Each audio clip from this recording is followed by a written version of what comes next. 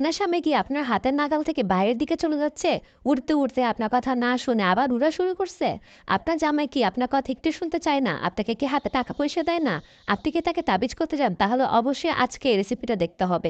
এই রেসিপিটার নাম হচ্ছে স্বামী বশীকরণ পিঠা। জি হ্যাঁ, ওয়াও! স্বামী বশীকরণ পিঠা বানানোর জন্য সবার প্রথমে একটা বলে এক একে করে ৪ টা মতো ডিম ফাটায় নিবেন। এরকম একটা হ্যান্ডউইচের মাধ্যমে খুব ভালোভাবে সবগুলো আবার ফাটাবেন। একদম ফাটাতে যখন একদম ভালো মতো মিক্স হয়ে যাবে, তখন আমি দিয়ে দিব এর মধ্যে একটুখানি সুজি। সুজি নিব পুরোপুরি চায়ের কাপে ১ কাপের সমান। তো আমি একটু সুজি দিতে এরকম হ্যান্ডউইচের মাধ্যমে একটু নাড়তে থাকবো, যাতে করে সুজিটা একটু করে ডিমের সাথে পুরোপুরি মিশে যায়। তো এরকম করে অল্প সুজি দিতে এভাবে করে আপনি মিশাবেন। আর সুজি দেওয়া যখন পুরোপুরি শেষ হয়ে যাবে, তখন আপনি দিয়ে দিবেন এখানে ভ্যানিলা এসেন্স প্রায় ১ টেবিল চামচের মতো। এতে করে ফ্লেভারটা অনেক ভালো আসবে। আর স্বামীকে যে তাবিজ করতেছেন, এটা স্বামী খাওয়ার সময় একটু টের পাবে না। কারণ সুঘ্রাণে একদম পুরো ঘর ভরে উঠবে। এবার আমি আবারও খুব ভালোভাবে মিশাতে দেখবেন এই ব্যাটারটা একটু ঘন হয়ে যাবে।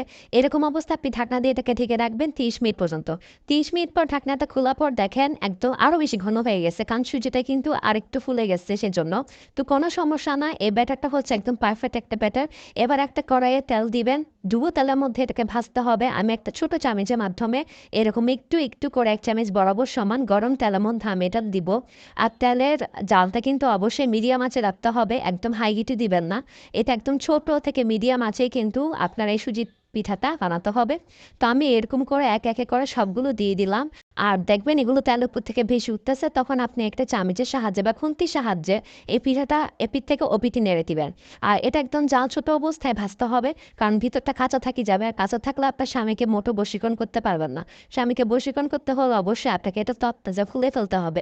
এবার গরম তেলের ভাপ লেগে পিঠাগুলোর জৈবন যখন গড়গড়িয়ে পড়বে, তখন আপনি এই পিঠাগুলোকে এই পিঠা থেকে ওপিঠ প্রায় ৫ থেকে ৭ মিনিট নেড়েচেড়ে দেওয়ার পর এরকম হালকা ব্রাউন কালার হয়ে আসলে একটা খুন্তির সাহায্যে তেল থেকে ছেঁকে নিয়ে ফেলবেন। এভাবে করে বাদবাকি যে পিঠাগুলো আছে সেম প্রসেসিং এ সবগুলো ভেজে নিবেন। এই পিঠা যে কত উপকারিতা সেটা যতদিন আপনি আপনার জামাইরে খাওয়াবেন ততদিন টের পাবেন আপুরা। আপনারা অবশ্যই এটা বাসায় ট্রাই করবেন না। জামাইকে সকাল, দুপুর, রাতে প্রত্যেক বেলায় চাইলে খাওয়াইতে পারেন। ডেইলি একবার খাওয়াইলে কিন্তু কাজ হয়ে যাবে। সবগুলো পিঠা ভাজা হয়ে গেলে তেল থেকে উঠিয়ে একটা ঝাঁঝরিতে রেখে দিব আলাদা করে। এবার আমি একটা কড়াই দিলাম 1/2 লিটারের মতো গরুর দুধ, তাতে দিয়ে দিলাম পাউডার দুধ ১ কাপের মতো। ১ থেকে ১.৫ কাপ এরপর পানি দিয়ে দিব যাতে করে বেশি ঘন হয়ে না আসে। এবার লবণ দিয়ে দিব ১ চিমটি। আর লবঙ্গ, এলাচ, দারচিনি, তেজপাতা এরকম ৪ টা করে দিয়ে দিব সবকটাই। এবার আমি চায়ের কাপে 1/2 কাপ পরিমাণ চিনি দিয়ে দিব। এবার এতে দিয়ে দিব ডানো ক্রিমটা, যাতে করে যত পানি ঢালছি একদম পাতলা করে ফেলছি সেজন্য একটু ঘন করে দিচ্ছি। আর এটাতে কিন্তু ক্রিমটা অনেক বেশি ঘন হয় আর অনেক মজাদার হয়। তো এরকম গরম অবস্থায় সবগুলো একদম ভালোভাবে চামচের সাহায্যে মিক্স করে নিচ্ছি।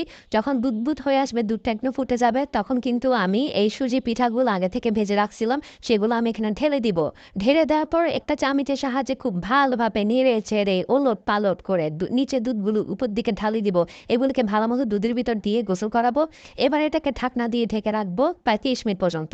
৩০ মিনিট পর ঢাকনা তুলে দেখতে পাচ্ছেন একদম টকবক করে যৌবনগুলো একদম উচলাই পড়তেছে। মানে শক্ত সুজিগুলো গরম দুধ খেয়ে একদম ডাবল হয়ে গেছে, ডাবল সাইজ হয়ে গেছে। এবার তেজপাতা, লবঙ্গ, দারচিনি যেগুলো আছে সেগুলো আমি এখান থেকে তুলে এক জায়গায় ফেলে দিব।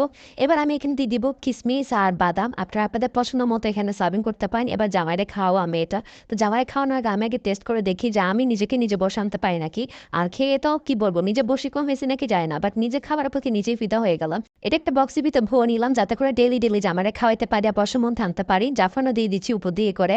তো এখন আপনাদের কাছে মূল কথায় আসি। এটা মোটো স্বামী বশীকরণ পিঠা না, এটা হচ্ছে সুজির পিঠা। আমি জানি এখনকার স্বামীর বউয়ের কথা মতো চলা না, তারা একদম খাট্টারা হয়ে গেছে। তো সুজি পিঠা বললো তার ভিডিওটা দেখতেন না, সেজন্য স্বামী বশীকরণ পিঠা বলে আপনাদেরকে লোভ লাগাই এই ভিডিওটা দেখাইছি। এবার একটা বাস্তব কথা বলি, স্বামী বশীকরণ বলতে দুনিয়াতে এখন পর্যন্ত কোনো কিছু আবিষ্কার হয় নাই বা আসা নাই। আপনি যদি আপনার কলিজাকে এটা ভুনা করেও খাওয়াই দেন, তাও স্বামী কিন্তু বসে আসবেন। আমার সাথে আপনি এক পদ নাকি কমেন্ট বক্সে জানাবেন।